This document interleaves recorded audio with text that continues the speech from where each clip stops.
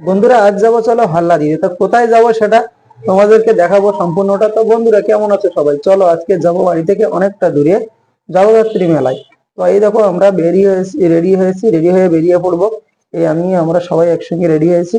আমরা কিন্তু চলে যাব একটু মেলায় ঘুরতে। তো মেলায় যে কতটা ঘুরবো, কতটা ফিরবো, কত কিছু দেখাবো সবকিছুটাই তোমাদেরকে সাথে শেয়ার করবো। তো পাশে থেকো, সাথে থেকো, ব্লগটি স্কিপ না করে সঙ্গে থেকে দেখতে থাকো।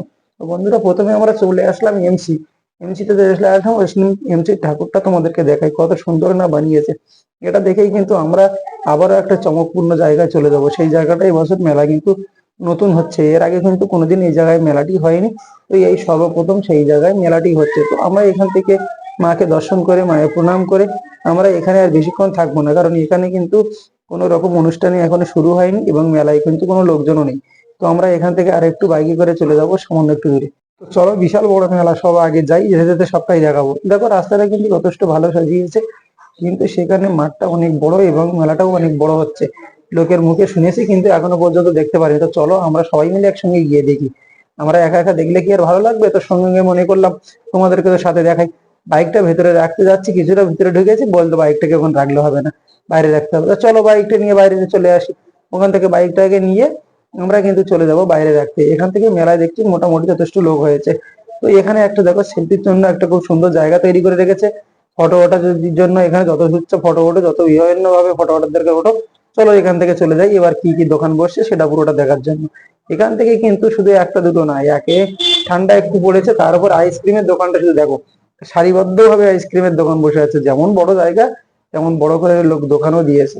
তো এখান থেকে চলে যাবো। দেখো এখানে সেই গাড়ি সার্কাস, এটা যে এর আগেও অনেক ভিডিওতে তোমাদেরকে দেখিয়েছি। আমার ছেলে কতটা চলার জন্য ব্যস্ত হয়। তারপরে এখান থেকে দেখো জাম্পিং, ভিকি মাউস, তারপরেই আছে কিন্তু মায়ের প্রতিমা প্যান্ডেল। তো আস্তে আস্তে সেদিকে এগিয়ে যাবো, মাকে দর্শন করবো। মাকে তো দর্শন করাটা আগে দরকার, কারণ মেলা তো দেখতেই থাকি আমরা, সব জায়গাতে ঘুরতেই থাকি, কিন্তু এই যে মাকে দর্শন করার যে ইমোশনটা, মাকে দর্শন করার যে একটা মনের মধ্যে ইচ্ছাটা, এটা কিন্তু আগেই সব থেকে বেশি থাকে।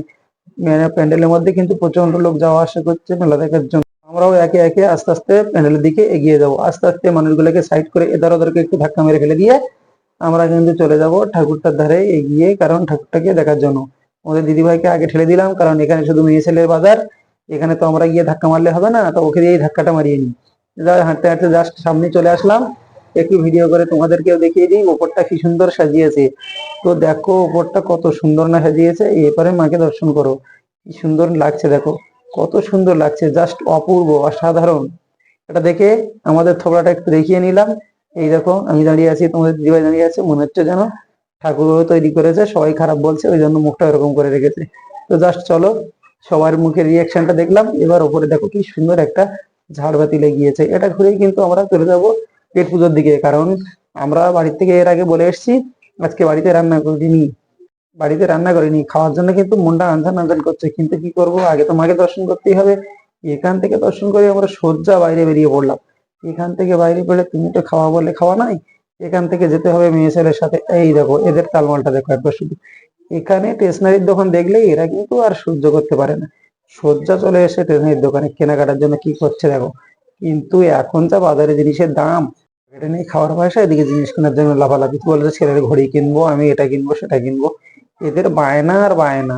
আমাদের আর বায়নার কথা কি বলবো। যাই হোক, এদের বায়না ঠেকাতেই হবে, কারণ আমরা এত খেটে খুটে এদেরকে মানুষ বায়না মেটানোর জন্যই আমরা খাচ্ছি। যাই হোক, এই দেখো এরা জিনিস কেনার জন্য দাঁড়িয়ে দাঁড়িয়ে এখানে দেখছে। আমার মেয়ে কিন্তু এই দাঁড়িয়ে আছে, ও শুধু দেখছে কোনটা নেবে কোনটা নেবে, কিন্তু কোন কি নেবে সেটা কিন্তু কোনো কিছুতেই ও বলে না। ওর মা কিনে দেবে সেটাই নেবে, কিন্তু ওর মা তো বড় বড় টাকার জিনিস কিনে দিতে পারলেই ব্যস্ত। এইবার আমরা চলে যাব পেট পুজোর কাছে। এই দেখো বড় বড় লেগ পিস নিয়ে বসে পড়লাম, আমি আমার ছেলে বাড়ির লোক সবাই আজকে বিরিয়ানি অর্ডার করেছি।